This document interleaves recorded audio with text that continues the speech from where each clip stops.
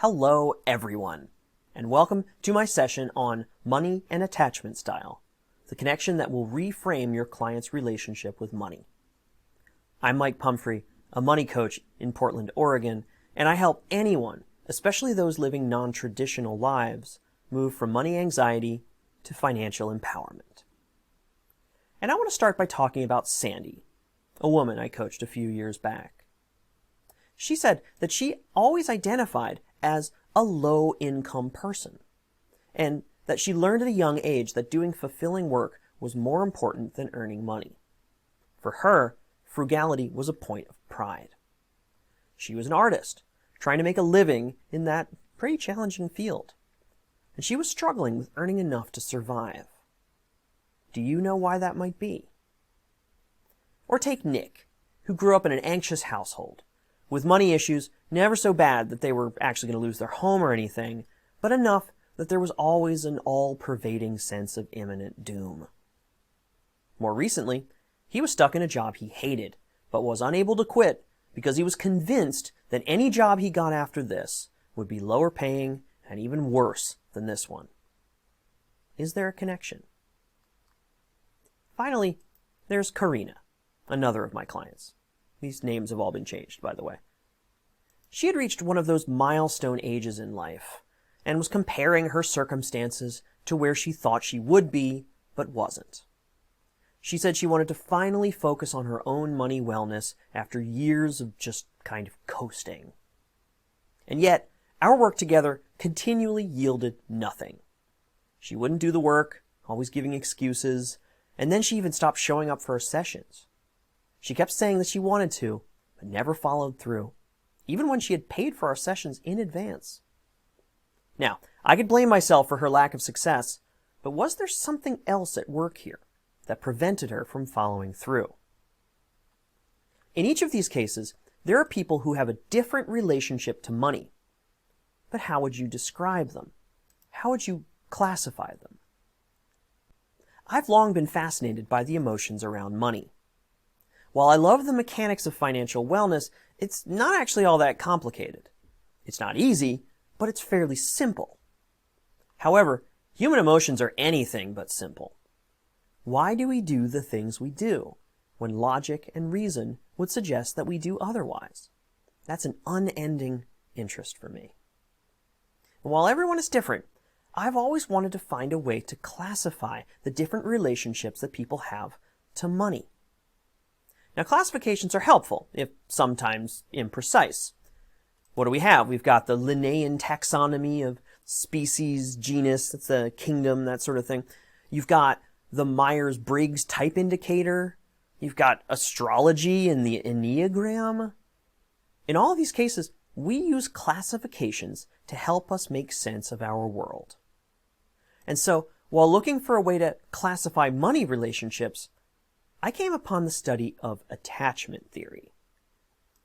Attachment theory is the study of how humans develop relationships to one another, and it shows how your formative experiences can affect your default mode of relating. If you're interested, there are many books on the subject, but one in particular you may want to check out is this one, Attached, The New Science of Adult Attachment and How It Can Help You Find and Keep Love. Because of books like this, the science has sort of crept out into the vernacular.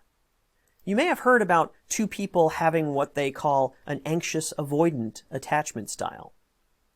In this situation, one person in the couple is insecure and copes with this feeling by reaching out and asking for reassurance, and tends to get upset when their partner doesn't provide the kind of consistent or constant care that they crave. Meanwhile, the other person in the couple may get flooded and overwhelmed easily, and responds to these requests for closeness and connection with a desire to get away. They can get annoyed or just check out. Now you can see how this can get out of hand really quickly. One pursues, the other withdraws. One nags, the other bails. The more one person tries to regulate, the more it perpetuates the other's fears and anxieties. Does that sound like anyone you know? Bet you it does. This is an example of one person having an anxious attachment style and the other having an avoidant attachment style. the ideas in attachment theory can be applied to lots of different situations, whether it's siblings, or parent-child relationships, or even coworkers. Attachment theory is, after all, about relationships. So anytime you have a relationship, you can apply attachment theory. And so, I decided to apply attachment theory to money, which is, after all, also about relationships. And what I found was that the ideas in attachment theory can be seamlessly applied to our relationship with money too. Everything just slots very neatly into place. So, let's take a look at a standard model of attachment. Now, there are multiple models, but the one that I'm using here on the screen is a good one. This one uses two axes, model of self and model of other. Up to the right is positive, and down and to the left is negative. So you have four areas, four quadrants, constituting a positive or negative model of self and a positive or negative model of other. And for model here, you can think of the word regard, like positive or negative regard. So, for example here, take the top right corner, negative model of self and positive model of other. Look at the descriptors here. Dependent on others for self-worth, demanding, needy. In this model, they use the word preoccupied, but it sounds like an anxious attachment to me. Now, let's adjust this graph. Let's replace model of other with model of money. As in, do you have a positive regard for money or a negative regard for money? Here we have four new behavioral templates, each with a positive or negative model of self and with a positive or negative model of money. These comprise what I feel are the four money attachment styles. Let's discuss each of the four quadrants of this graph. Let's start in the top right quadrant. This represents a positive model of self and a positive model of money. I call this the secure money attachment style. Those with a secure money attachment style know what they have and feel comfortable with it.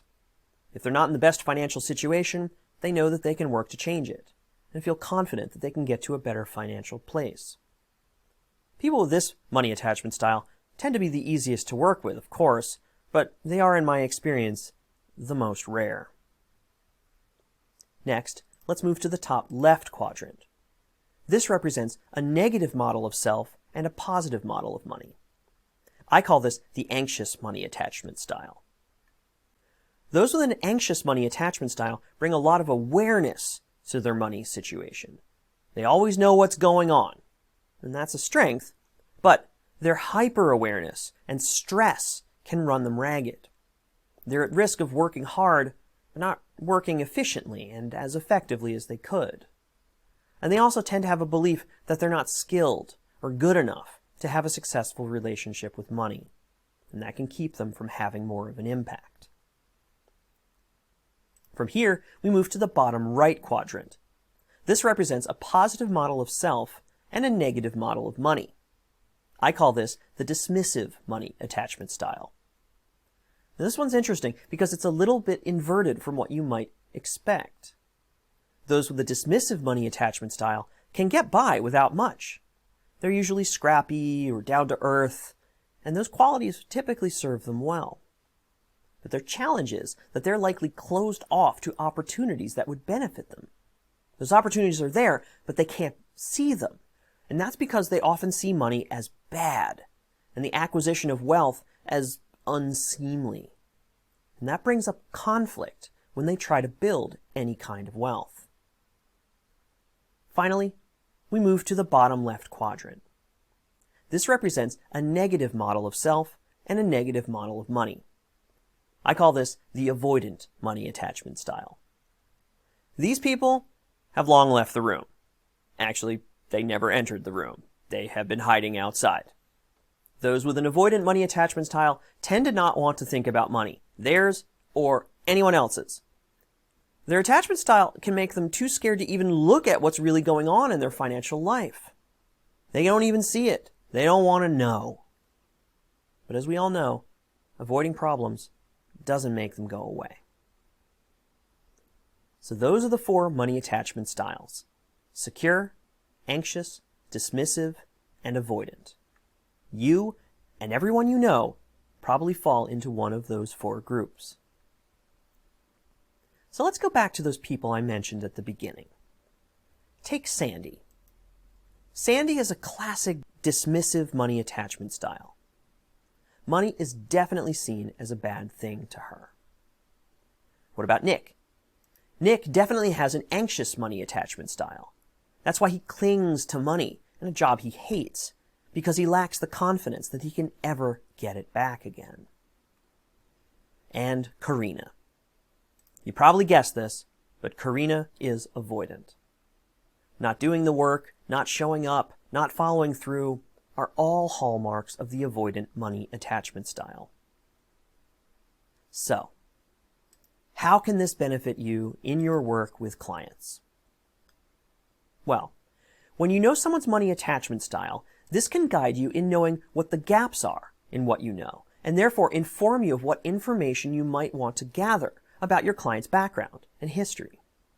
For example, if you know someone has an anxious money attachment style, you might want to be on the lookout for teasing out the negative thoughts about themselves that they believe to be true, and also be more mindful of their distress tolerance along the way. Those with different money attachment styles have different challenges. For example, someone with an avoidant money attachment style might be resistant to doing the work you set out to do with them, while someone with a dismissive money attachment style might have some resistance to the idea of accumulating wealth and might be prone to self-sabotage.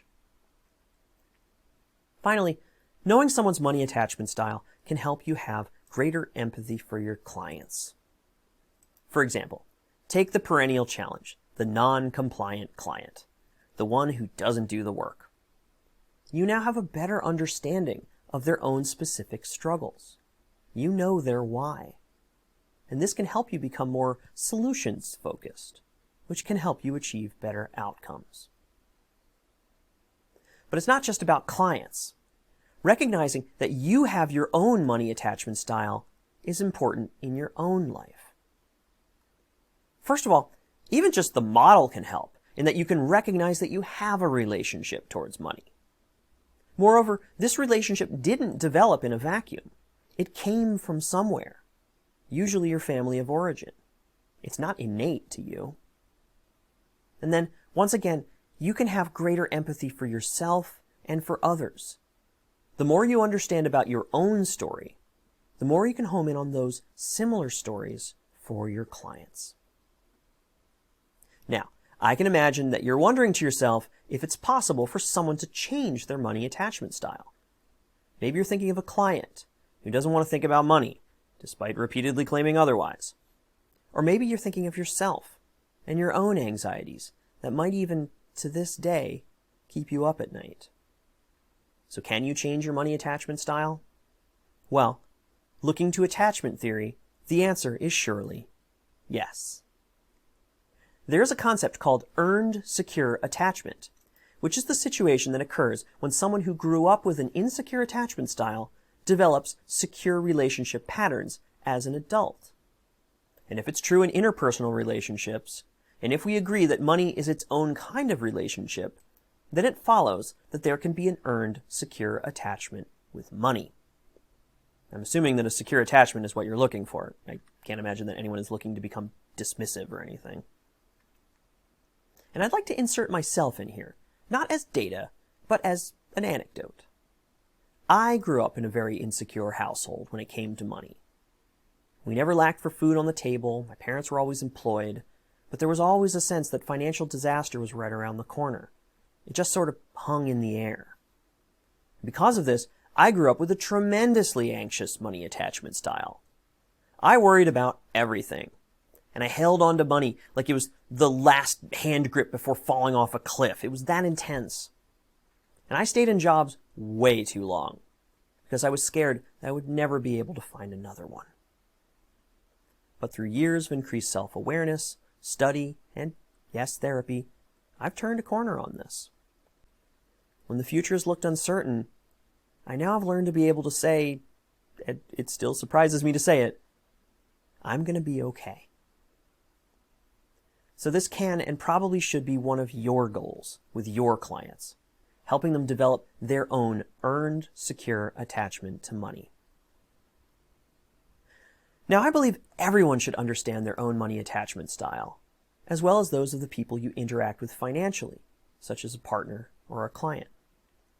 With this in mind, I've created a free online quiz where you can learn what your money attachment style is. It only takes a few minutes. It's not intended to be clinical, but I have a high confidence in its accuracy. You should give it a try and see. Here's the link, empathicfinance.com/quiz. Now, I'd love to take your questions, but unfortunately this is a recorded session, so we'll just have to leave it there. But I'll end by saying this. Understanding your attachment style can greatly benefit your relationships. Doing the same for your money attachment style can make just as much of an impact on your ability to manage, build, maintain, and direct wealth. I hope this information empowers you to make a positive change in your corner of the world. If you'd like to learn more about what I do, go to empathicfinance.com. I have lots of free resources there, as well as courses and information about my emotionally focused money coaching services. You can also keep in touch with me on social media. I'm at the following links: Mike Pumphrey on Twitter, Mike Pumphrey Money Coach on Instagram. I've got a YouTube channel as well. Just search for Empathic Finance. And of course, you can always reach out to me via email at mike@empathicfinance.com. I'd love to hear from you. And with that, thank you for your attention and your time, and I hope you have a great rest of your day. Take care.